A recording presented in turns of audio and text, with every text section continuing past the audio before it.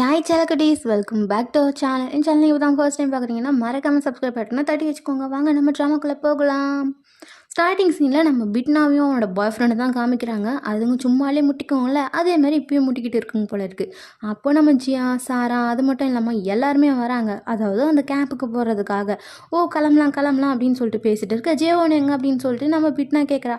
தெரியல, வருவான். ஜேவோன் வரானா அப்படின்னு சொல்லிட்டு நம்ம சாராக்கு ஷாக்கு. எனது வரானா அப்படின்னு சொல்லிட்டு ஜியாவும் என்னடி பண்ணிட்ட அப்படின்னு சொல்லிட்டு ஷாக்கில் இருக்காங்க. அதுக்கப்புறம் நம்ம ஜேவோனை தான் காமிக்கிறாங்க. ஜேவோன் அதுக்கப்புறம் தான் நம்ம இவன் சொல்லியிருப்பான் பார்த்தீங்களா, நம்ம பிட்னோட ஆள். ஸோ அவன் கிளம்பி வந்திருப்பான்.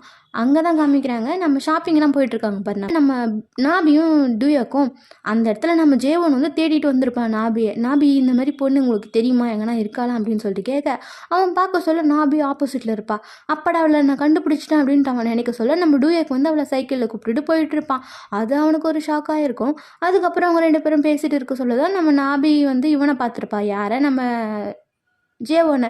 அவனை பார்த்ததும் செம்ம ஷாக்காக நம்ம டூயாக்கு போய் நாபிக்கு முன்னாடி நின்று யார் நீ அப்படின்னு சொல்லிட்டு கேட்க, ரொம்ப நாள் ஆச்சுல அப்படின்னு சொல்லிட்டு அவன் நாபி பார்த்து பேச, அதுக்கப்புறம் அங்கே இருக்க ஸ்டூடெண்ட்ஸ் எல்லாருமே வந்துட்டாங்க. வந்துட்டு ஜேவோ நீ எப்படா வந்த அப்படின்னு சொல்லிட்டு அவங்க ஒரு ஷாக்கில் கேட்டுட்டு இருக்க.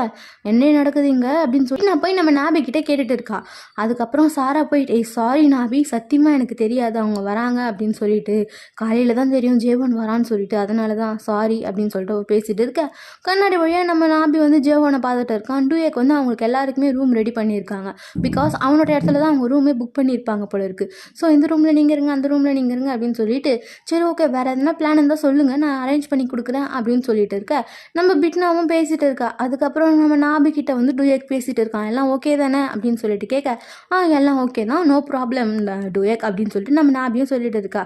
பிட்னா என்ன நினைக்கிறான்னு தெரியல, என்ன டூயேக் கனெக்ட் பண்ணி பார்க்குறாரு நாபியை அப்படின்னு சொல்லிட்டு அவளுக்குள்ள ஒரு ஷாக்கு. ஸோ அவள் என்ன பண்ணுறா அப்படின்னு பார்த்தா, சரி டூயாக்கும் நாபியும் சேரலாம் அப்படின்னு சொல்லிட்டு நம்ம பிட்னா ட்ரை பண்ணுறா.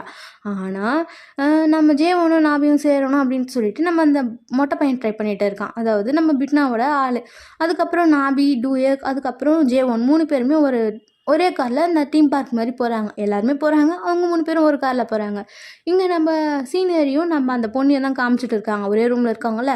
சரி என்னாச்சு அப்படின்னு சொல்லிட்டு 2 பேரும் பேசிகிட்டு இருக்க, எனக்கு ஒரு ரூம் கிடச்சிருக்கு, ஸோ நான் அந்த ரூம் பார்க்க போகிறேன் அப்படின்னு சொல்லிட்டு கிளம்பி போகிறாங்க.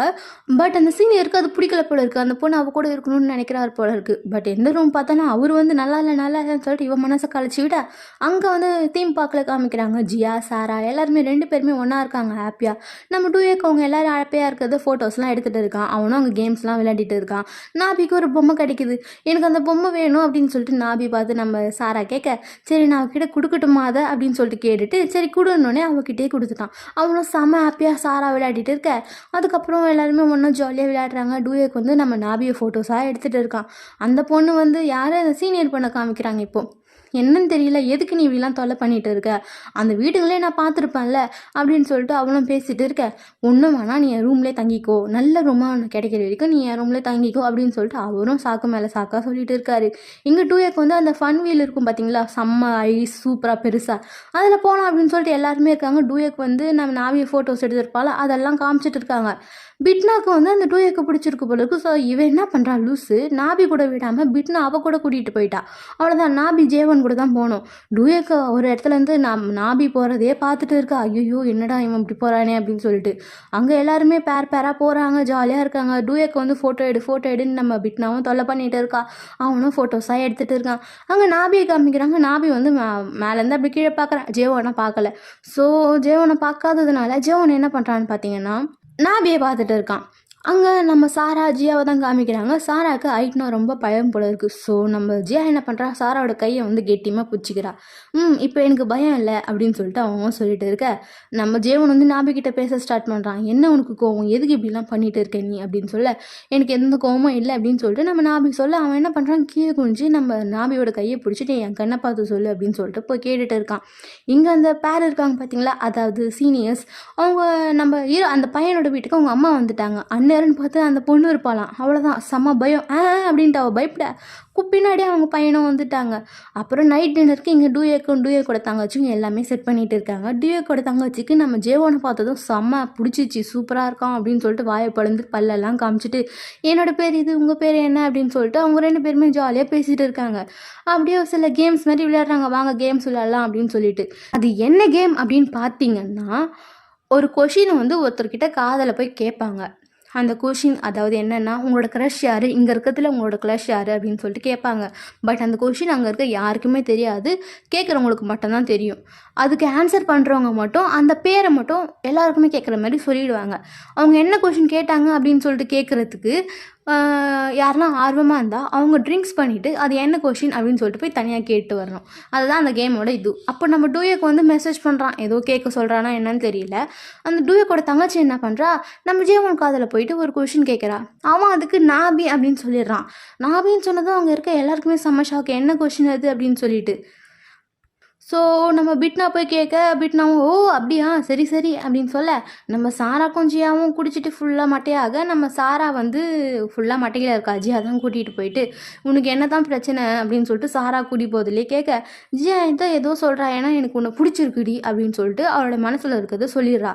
அவளுக்கு என்ன பண்ணுறதுன்னு தெரியல, ஜியா வந்து ஒரு மாதிரி டல்லாக இருக்கா. சாரா வந்து அங்கேயே மயங்கிட்டா. நம்ம டூயக் வந்து அங்கே போய் எல்லாமே ரெடி பண்ணிட்டு இருக்கான். எதுக்கு என்ன ரெடி பண்ணுறான்னு தெரியல, ஃபுல்லாக மரத்துலலாம் லைட்டிங்லாம் போட்டு ரெடி பண்ணிட்டு இருக்கான். கேம்ஸ்லாம் நல்லா போயிட்டுருக்கு. அப்போது என்ன ஆகுதுன்னு பார்த்தா, நம்ம டூயக்கோட தங்கச்சி இருக்காள், அவள் கிளாஸை போட்டு உடச்சிட்டு எடுக்க சொல்ல ஃபுல்லாக ரத்தம் வந்துடுச்சு. ஸோ என்னாச்சு அப்படின்னு சொல்லிட்டு நம்பி தான் போய் ரத்தத்தெல்லாம் க்ளீன் பண்ணி செக் பண்ணிட்டு இருக்கா.